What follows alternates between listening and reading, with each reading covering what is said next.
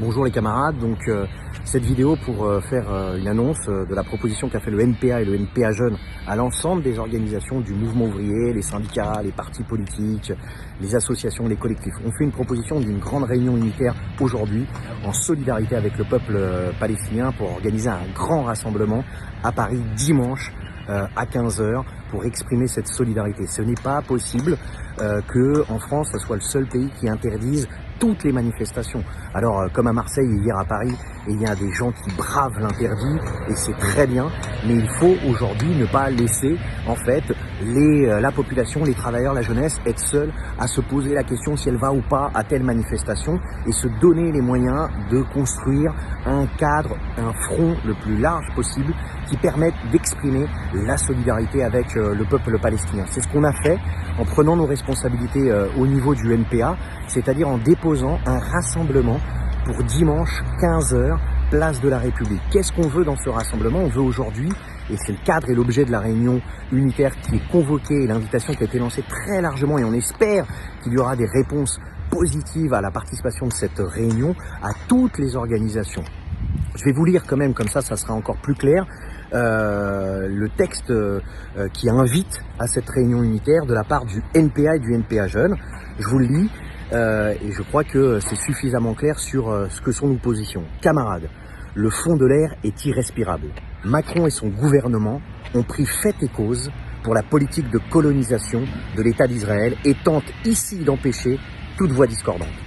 Alors que partout dans le monde, des manifestations ont lieu pour exprimer le soutien et la solidarité avec le peuple palestinien. En France, les manifestations sont toutes interdites ou réprimées. Nous ne pouvons ni ne devons l'accepter.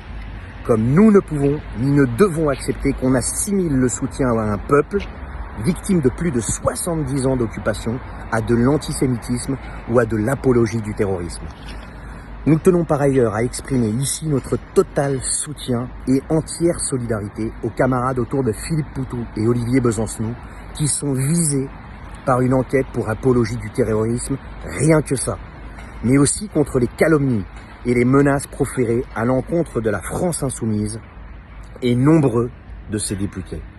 Ils savent très bien que nous n'avons rien à voir avec le Hamas et ses méthodes. Cette organisation réactionnaire et obscurantiste, étrangère au mouvement ouvrier, qui est parfois utilisée par le gouvernement israélien et soutenue par d'autres tout aussi oppressifs comme la République d'Iran. Ils le savent, mais ils s'en moquent, car cela permet de réduire le soutien au peuple palestinien. Les civils israéliens victimes des attaques et des roquettes du Hamas subissent les conséquences de décennies de cette politique raciste, ségrégationniste et colonialiste de leur État, qui promet maintenant de faire payer un prix sans précédent au peuple palestinien. La riposte de l'armée israélienne suréquipée s'annonce meurtrière, barbare et sanglante. Nous refusons de voir sous nos yeux un peuple se faire massacrer. Nous refusons pour cela de nous faire taxer d'antisémites et de terroristes sans rien faire. Si le gouvernement exerce une telle pression, c'est parce qu'il sait que le monde du travail et la jeunesse ne sont pas dupes, ni ici, ni ailleurs. Nous refusons également de nous aligner derrière l'Union nationale réactionnaire qui s'est rassemblée lundi dernier en France au Trocadéro. Nous devons au contraire, en agissant ici et en étant clairs sur ce que représente le Hamas, permettre que s'exprime une solidarité internationale pour sortir les Palestiniens et les Palestiniennes de l'isolement et encourager la classe ouvrière et la jeunesse israélienne à rompre avec leur État et sa politique de colonisation. Constatant les interdictions de manifestation, et en particulier celle de Paris, qui est sous le coup d'un arrêté d'interdiction, on avait écrit ça jeudi matin, nous avons pris nos responsabilités en déposant un rassemblement ce dimanche 15 octobre à 15 h, place de la République. Nous l'avons fait au nom du NPA et du NPA Jeunes. Nous l'avons fait au nom de nos deux organisations, mais nous souhaitons et considérons indispensable que cette déclaration à se rassembler s'élargisse. Si nous l'avons déposée seuls, c'est qu'il y avait urgence. Comme vous le savez, la déclaration d'un rassemblement doit se faire 3 jours francs en amont. Hier soir était donc le dernier moment pour espérer avoir un rassemblement dimanche. Il faut maintenant donner l'opportunité de regrouper très largement les organisations politiques, associatives, syndicales, collectives et organisations de jeunesse Nous proposons donc, pour discuter ensemble des modalités politiques et organisationnelles de ce rassemblement, de nous rencontrer dans le cadre d'une réunion unitaire. Elle sera ce soir à 20 h. Ne rien faire aujourd'hui, cela voudrait dire les laisser faire en Palestine, mais aussi ici.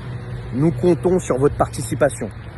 Cette invitation, elle a été envoyée à toutes les organisations, Révolution Permanente, Lutte Ouvrière, le POID, pour les organisations révolutionnaires, la France Insoumise, le PCF, toutes les organisations syndicales, la CGT, la FSU, tous les collectifs, toutes les structures aussi fédérales, puisqu'il y a des syndicats fédéralement ou des sections qui peuvent participer. Il faut qu'on soit nombreux ce soir à 20 h. C'est très important d'exprimer la solidarité, de pouvoir exprimer la solidarité avec le peuple palestinien. J'espère que tout le monde en prend la mesure.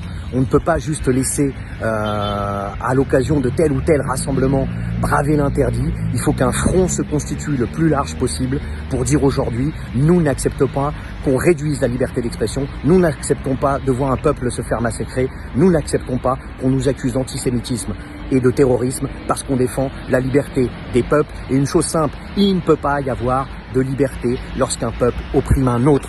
Et cette question-là, elle est essentielle. Le droit à la liberté et au soutien et à exprimer le soutien au peuple palestinien doit pouvoir se faire. Et pour cela, on organise cette réunion unitaire qui appelle à un rassemblement sur Paris dimanche.